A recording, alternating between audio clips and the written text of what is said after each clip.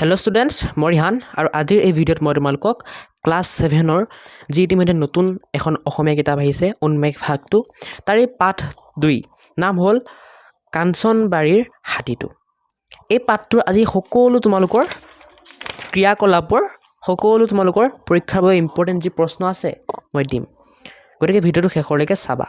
মই একেবাৰে সৰুকৈ আৰু সহজ সৰল ভাষাত লিখি আনিছোঁ যাতে তোমালোকে একেবাৰে সোনকালে মুখস্থ কৰি পৰীক্ষাত ভাল নম্বৰ স্ক'ৰ কৰিব পাৰা। তোমালোকক যদি সকলো ছাবজেক্টৰ MCQ লাগে, সকলো ছাবজেক্টৰ মাজৰ কুৱেশ্যন লাগে, সকলো ছাবজেক্ট বুজাই দিব লাগে, তেন্তে সেইবোৰ কেনেকৈ পাবা, ক'ৰ পৰা পাবা মই এই ভিডিঅ'ৰ মাজতে কৈ দিম, ভিডিঅ'টো শেষলৈকে চাই থাকিবা, ঠিক আছে। এতিয়া প্ৰথমে আহা আমি আজি পাঠভিত্তিক প্ৰশ্ন উত্তৰখিনি চাই লওঁ ক্ৰিয়াকলাপৰ। প্ৰথমে তোমালোকৰ 1 নম্বৰ যি দুটা প্ৰশ্ন দিছে এই দুটা MCQ, ঠিক আছে। আৰু মই আৰু এটা কথা কৈ দিওঁ, মই তোমালোকক যে প্ৰশ্ন উত্তৰখিনি দি যাম লগতে কৈ যাম পৰীক্ষাৰ বাবে কোনটো ইম্পৰ্টেণ্ট হয়, যাতে তোমালোকৰ কি হয় গম পোৱা যে এইটো ইম্পৰ্টেণ্ট, এইটো ভালকৈ পঢ়িব লাগিব, আৰু যোনবোৰ ইম্পৰ্টেণ্ট নহয় যোনবোৰ নাহে সেইবোৰো মই কৈ যাম, ঠিক আছে। এতিয়া 1 নম্বৰ দুটা MCQ দিছে, দুয়োটাই ইম্পৰ্টেণ্ট হয় পৰীক্ষাৰ কাৰণে। প্ৰথমটো তোমালোকক কি কৈছে, মাছুমাহঁত বিদ্যালয়ৰ পৰা ঘূৰি আহোঁতে পাহাৰৰ পৰা কি ওলাই অহা দেখিছিল। চ' উত্তৰ হ'ব গ নম্বৰ, এটা মখনা মানে হাতী দেখিছিল, হয়নে নাই। গতিকে এই গ নম্বৰ তোমালোকৰ যোনটো গুগল আছে এইটো বোলাই দিবা। নেক্সট, কাঞ্চনবাৰীৰ হাতীটো বাটত কিয় ৰৈ আছিল, এইটো হ'ব উত্তৰ ক নম্বৰ, দণ্ডিয়েদি আহিবলৈ বাধা পোৱাৰ বাবে, ঠিক আছে। গতিকে ক নম্বৰটো তোমালোকে কি কৰিবা, বোলাই দিবা, ঠিক আছে। এতিয়া দণ্ডি মানে কি মই আগত কৈ আছোঁ বাৰু, ভিডিঅ'টোৰ অকণ আগত কৈ দিম চাবা। 2 নম্বৰ তোমালোকক দিছে তলত দিয়া প্ৰশ্নকেইটাৰ উত্তৰ লিখা। এতিয়া ইয়াৰ ক, খ, গ, ঘ গোটেইকেইটা ইম্পৰ্টেণ্ট, গোটেইকেইটা পৰীক্ষাত আহিব পাৰে, গতিকে আমি চাই লওঁ। প্ৰথম প্ৰশ্নটো কৈছে তোমালোকক দণ্ডি কি, উত্তৰ হ'ব দণ্ডি মানে হাতীৰ অহা যোৱা পথ, মানে যিটো ৰাস্তা দি হাতীবোৰে অহা যোৱা কৰে সেইবোৰক কি বুলি কয়, দণ্ডি বুলি কয়।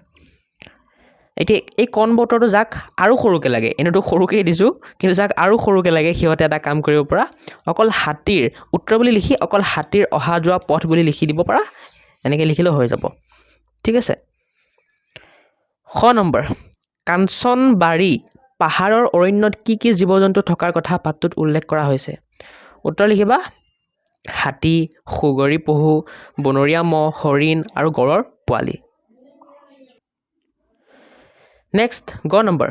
বন্যপ্ৰাণীৰ সৈতে সহাৱস্থান কৰা বুলিলে কি বুজা। এইটো উত্তৰ মই এনেকৈ লিখিছোঁ চোৱা, উত্তৰ বন্যপ্ৰাণীৰ সৈতে সহাৱস্থান কৰা মানে হ'ল বন্যপ্ৰাণীক অসুবিধা নিদি শান্তিপূৰ্ণভাৱে থাকিব দিয়া, ঠিক আছে এইটো। চ' তোমালোকে যাৰ মানে যোনে সৰুকৈ লাগে এই উত্তৰটো, যোনে সৰুকৈ বিচাৰা সিহঁতে কি কৰিবা, উত্তৰ বুলি লিখি অকল বন্যপ্ৰাণীক অসুবিধা নিদি শান্তিপূৰ্ণভাৱে থাকিব দিয়া, এইখিনিলৈকে লিখিলেই হ'ল, বাকী এই লাইনটো লিখিব নালাগে। মানে উত্তৰ বুলি দি অকল এই ডাঠ কালাৰ কৰাখিনি লিখিলে হ'ল, ডাঠকৈ ক'লা কালাৰ কৰাখিনি লিখিলে হ'ল, ঠিক আছে। ঘ নম্বৰ, মাছুমাই কি সংকল্প লৈছিল।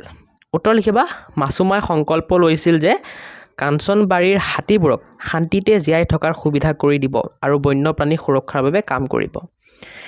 এতিয়া এটা কাম কৰিব পৰা, তোমালোকে এইটো নিলিখিলেও হ'ব, এই লাইনটো নিলিখিলেও হ'ব, ঠিক আছে, এই লাইনটো নিলিখিলেও হ'ব, অকল এইখিনি লিখিলে হ'ব,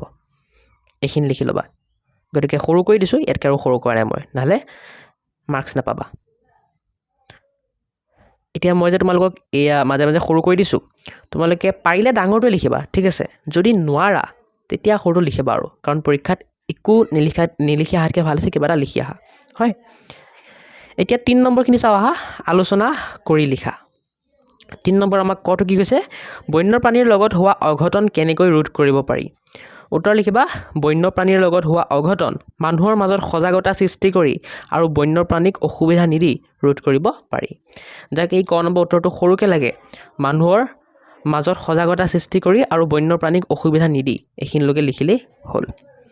ঠিক আছে। এতিয়া ষ্টুডেণ্টছ, মই যে তোমালোকক অনলাইন পঢ়োৱাৰ কথা কৈছিলোঁ, সেইটো মোৰ এপ সহায়ক লাৰ্ণিং হাব দি তোমালোকক পঢ়াম মই। চ' সেই এপটোত মই তোমালোকৰ এই ক্লাছ 6ৰ অসমীয়াৰ সকলো এই মই যি নোটছ দি আছোঁ, এই সকলো নোটছ মই তাত দি দিম, ঠিক আছে। আৰু যাৰ প্ৰাইচ একদম কম, মাত্ৰ তোমালোকৰ কিমান হ'ব জানা, মাত্ৰ তোমালোকৰ 49 ৰুপিজ, ঠিক আছে, মানে 1 টকা কম 50 টকা গতিকে যদি তোমালোকক লাগে তোমালোকে গৈ ল'ব পাৰা ঠিক আছে বাকি যাৰ মানে পইচা নাই সিহঁতে এটা কাম কৰিব পৰা ডাইৰেক্টলি ইয়াৰ পৰাই লিখি ল'ব পৰা কোনো জোৰ জবস্তি নাই এতিয়া খ নম্বৰটো চোৱা খ নম্বৰ আমাৰ কি কৈছে চৰকাৰে এনিমেল গ্ৰীণ কৰিডৰৰ ব্যৱস্থা কিয় কৰিছে উত্তৰ লিখিবা চৰকাৰে এনিমেল গ্ৰীণ কৰিডৰৰ ব্যৱস্থা কৰিছে যাতে ঘাই পথেৰে পাৰ হওঁতে যাতে বন্যপ্ৰাণীসমূহৰ যান বাহনৰ খুন্দাত মৃত্যু নহয় এতিয়া এই খ নম্বৰ উত্তৰটো যাক সৰুকৈ লাগে সিহঁতে উত্তৰ লিখি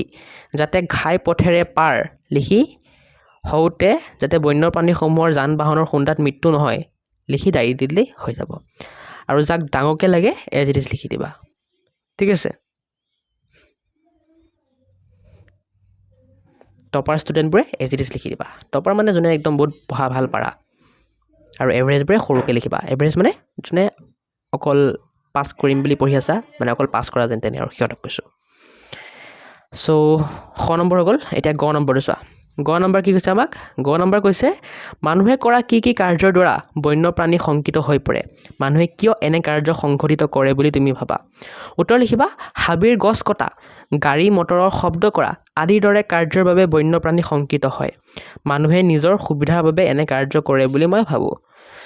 বন্যপ্ৰাণী শংকিত হোৱা মানে বন্যপ্ৰাণী ডিষ্টাৰ্ব হোৱা ঠিক আছে বন্যপ্ৰাণী ভয় খোৱা গতিকে কি কামৰ কাৰণে বন্যপ্ৰাণীয়ে ভয় খাব পাৰে বন্যপ্ৰাণীয়ে যদি গছ গছনি কাটি দিওঁ গছ গছনি কি হয় সিহঁতৰ ঘৰ হয় গতিকে সেইবোৰ কাটি দিলে সিহঁতে ডিষ্টাৰ্ব পাব বা ভয় খাব আৰু যদি আমি গাড়ী মটৰ দি বহুত শব্দ কৰি থাকোঁ তেতিয়াও কি হ'ব এটা ডিষ্টাৰ্ব পাব বা ভয় খাব গতিকে এই দুটা কাম আৰু এই দুটা কাম মানুহে কিয় কৰে মানুহৰ নিজৰ সুবিধাৰ কাৰণে কৰে হয়নে নাই এতিয়া 3 নম্বৰ গোটেইখিনি হৈ গ'ল তোমালোকৰ ক খ গ আৰু গোটেইবোৰ ইম্পৰ্টেণ্ট হয় পৰীক্ষাৰ কাৰণে চাবা ষ্টুডেণ্টছ ভিডিঅ'টোৰ মাজতে মই কৈ আছোঁ কেনেকৈ তোমালোকে মোৰ পৰা অনলাইন পঢ়িব পাৰিবা তাৰ কাৰণে প্ৰথমে তোমালোকে এই ভিডিঅ'টোৰ ডেছক্ৰিপশ্যন খুলিব জানিব লাগিব ভিডিঅ'ৰ ডেছক্ৰিপশ্যন খুলিবৰ কাৰণে ভিডিঅ'টো সৰু কৰি ল'বা সৰু কৰি ইয়াত মোৰ অপশ্যন এটা থাকিব তাত ক্লিক কৰিবা ক্লিক কৰিলে এনেকুৱা এটা পেজ খুলি যাব এই পেজটোত আকৌ মোৰ লেখা থাকিব এই মোৰটোত ক্লিক কৰিবা এনেকুৱা এটা পেজ খুলি যাব এইটোৱে হ'ল ভিডিঅ'ৰ ডেছক্ৰিপশ্যন ইয়াত তোমালোকে ইনষ্টাগ্ৰাম এটা পাবা ইনষ্টাগ্ৰামৰ লিংক এটা য'ত ক্লিক কৰিলে তোমালোকে মোৰ YourZYZ আছাম ইনষ্টাগ্ৰামটোত পাই যাবা মোক ফ'ল' কৰিবা আৰু তাত যদি কিবা ডাউট থাকে মোক সুধিব পাৰা তোমালোকৰ পঢ়াৰ ৰিলেটেড মই নিশ্চয় ৰিপ্লাই দিবলৈ চেষ্টা কৰিম একদম ফ্ৰী একো পইচা দিব নালাগে নেক্সট মোৰ এটা এপ আছে সহায়ক লাৰ্ণিং হাব বুলি সেই এপটো তোমালোকে প্লে ষ্ট'ৰত চাৰ্চ কৰি ডাউনলোড কৰিব পাৰা নহ'লে ইয়াত লিংক দিয়া আছে ইয়াৰ পৰা ডাউনলোড কৰিব পাৰা সেই এপটোত মই তোমালোকক পঢ়াম তোমালোকৰ ইংৰাজী হওক বা যি ছাবজেক্ট আছে সেইবোৰ তোমালোকৰ মই এটা বেটছ লঞ্চ কৰিম আৰু তাত তোমালোকক সেই বেটছবোৰত মই পঢ়াম ঠিক আছে একদম মিনিমাল ফিজ বহুত কম টকাত পঢ়াম মই গতিকে তোমালোকে গৈ চেক আউট কৰিব পাৰা তাত মই তোমালোকক MCQ নোটছ বা মাজৰ কুৱেশ্যনৰ নোটছো দিম গতিকে চাব পাৰা ঠিক আছে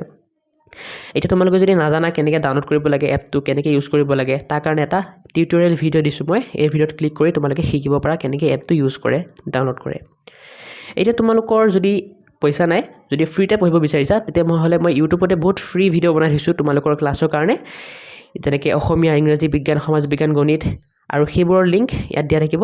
ঠিক আছে যেনেকৈ ইংৰাজীৰ কাৰণে তোমালোকে যদি ইয়াত ক্লিক কৰা তোমালোকৰ ক্লাছৰ সকলো ইংৰাজী ভিডিঅ' পাই যাবা তেনেকৈ বাকীবোৰ দিয়া থাকিব গৈ পেলাই তোমালোকে চাব পাৰা আৰু মোৰ ছ'চিয়েল মিডিয়াৰ লিংকছ ইয়াত দিয়া আছে হোৱাটছআপ ইনষ্টাগ্ৰাম ফেচবুক ইয়াত ক্লিক কৰি পেলাই মোক ফ'ল' কৰি দিবা ঠিক আছে এতিয়া আহা আমি 4 নম্বৰখিনি চাওঁ 4 নম্বৰ মিলিয়ি আৰু এইকেইটাও বহুত ইম্পৰ্টেণ্ট পৰীক্ষাৰ কাৰণে পৰীক্ষাত আহে ইয়াৰ পৰা এতিয়া 4 নম্বৰ তোমালোকক কৈছে যে ইয়াত শব্দবোৰ দিয়া আছে সেই শব্দবোৰৰ লগত তাৰ অৰ্থবোৰ মিলাব লাগে চ' মই মিলাই দিছোঁ চোৱা সহমৰ্মিতাটো মিলাবা তোমালোকে সহানুভূতিৰ লগত তহিলংটো মিলাবা নষ্ট কৰা কাৰ্যৰ লগত সহাৱস্থানটো মিলাবা শান্তিপূৰ্ণভাৱে একেলগ হৈ থকা অৱস্থা মখনাটো মিলাবা মতা হাতী শংকিতটো মিলাবা ভীত বা ভয় খোৱা ঠিক আছে এতিয়া খ নম্বৰ তোমালোকক কৈছে ওপৰৰ প্ৰতিটো শব্দৰে একোটাকৈ বাক্য ৰচনা কৰা মানে এই গোটেইকেইটা শব্দ দি বাক্য ৰচনা কৰিব দিছে চ' এইটো তোমালোকৰ আহিব পাৰে কিন্তু ইমানো ইম্পৰ্টেণ্ট নহয় বেছি ঠিক আছে যিমান তোমালোকৰ 4 নম্বৰ কটো ইম্পৰ্টেণ্ট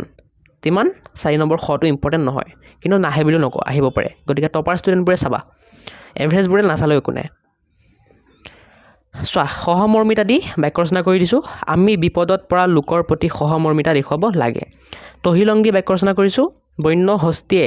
খেতিৰ পথাৰখন তহিলং কৰি পেলালে হস্তি মানে গম পাইছা হস্তি মানে হাতী কিন্তু দেই সহাৱস্থান দি বাক্য ৰচনা কৰিবা বন্য প্ৰাণীৰ সৈতে মানুহৰ সহাৱস্থান অতি প্ৰয়োজনীয় মখনা দি বাক্য ৰচনা কৰিবা হাবিৰ পৰা এটা মখনা হাতী ওলাই আহিল সংগীত দি বাক্য ৰচনা কৰিবা বাঘৰ উমান পাই গাঁওবাসী সংগীত হৈ পৰিল গতিকে সমৰ্পিতাৰ পৰা সংগীতলৈকে যিমানবোৰ শব্দ আছে গোটেইকেইটা দি বাক্য ৰচনা কৰি দিলোঁ মই গতিকে 4 ক 4 খ হৈ গ'ল এতিয়া আহা আমি 5 নম্বৰখিনি চাওঁ 5 নম্বৰ কি কৈছে তোমালোকক 5 নম্বৰ কৈছে যে নয়ন মাছুমা আৰু কৰবী এই তিনিওজনে এই হাতীটোৰ লগত কি কথা পাতিব নিজৰ কল্পনাৰে লিখিব দিছে মানে নিজে বনাই লিখিব দিছে গতিকে এইটো 5 নম্বৰটো পৰীক্ষাত অহা চান্স একেবাৰেই নাই কিন্তু মই বনাই লিখি দিছোঁ আৰু যাৰ লিখিব মন আছে লিখি ল'ব পৰা বাকী পৰীক্ষাতটো নাহে টপাৰে হওক বা এভাৰেজে হওক তোমালোকে নাচালে হ'ব এইটো পৰীক্ষাত নাহে চ' যোনবোৰ মই ডাঠ কালাৰ কৰি দিছোঁ সেইবোৰ তোমালোকে এই বাকচবোৰত লিখিলে হ'ল ঠিক আছে যেনেকৈ মখনা হাতীৰ বিষয়ে মই যোনটো ডাঠ কালাৰ কৰি দিছোঁ প্ৰথমে সেইটো মখনা হাতী জেগাত লিখিবা এইটো ঠিক আছে সেই হাতীৰ বাকচটোত লিখিবা পিছত মাছুমা বুলি দি পেলাই মই যে ডাঠ কালাৰ কৰি দিছোঁ এই পেৰেগ্ৰাফটো তোমালোকে এই মাছুমা বুলি যে ছবিত লেখা আছে তাত লিখি দিবা পিছত আকৌ হাতী মখনা বুলি লিখি মই এইটো দিছোঁ এই পেৰেগ্ৰাফটো তোমালোকে সেই হাতীটোৰ ওচৰত দিবা ঠিক আছে কৰবী বুলি দি পেলাই মই এই পেৰেগ্ৰাফটো দিছোঁ তোমালোকে কৰবীৰ কাষত দিবা মানে ইয়াত লিখি দিবা পিছত নেক্সট তোমালোকৰ নবীনৰ কাষত যি বাকচটো আছে তাত তোমালোকে এই লাইনটো লিখি দিবা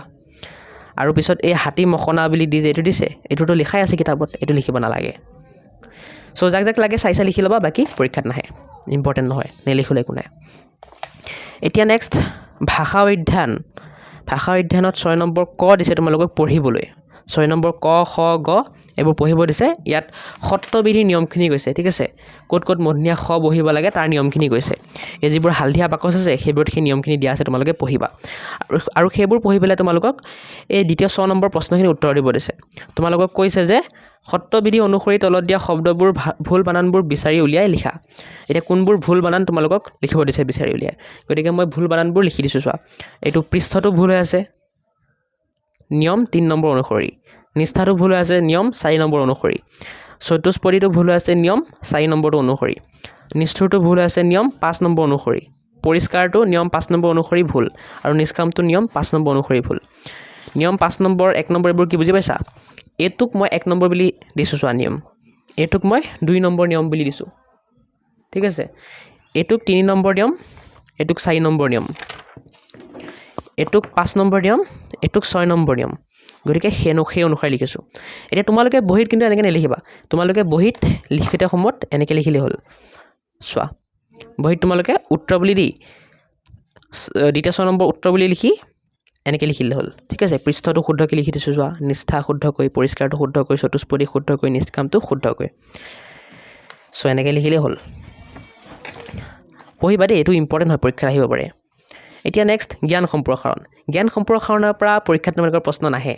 ঠিক আছে কেতিয়াবা কাটচিট তোমালোকৰ যদি স্কুলখন বেছি অকণ ষ্ট্ৰিক্ট কিবা টাইপৰ তেতিয়া দি দিব পাৰে বাকী বেছিভাগ স্কুলত নিদিয়ে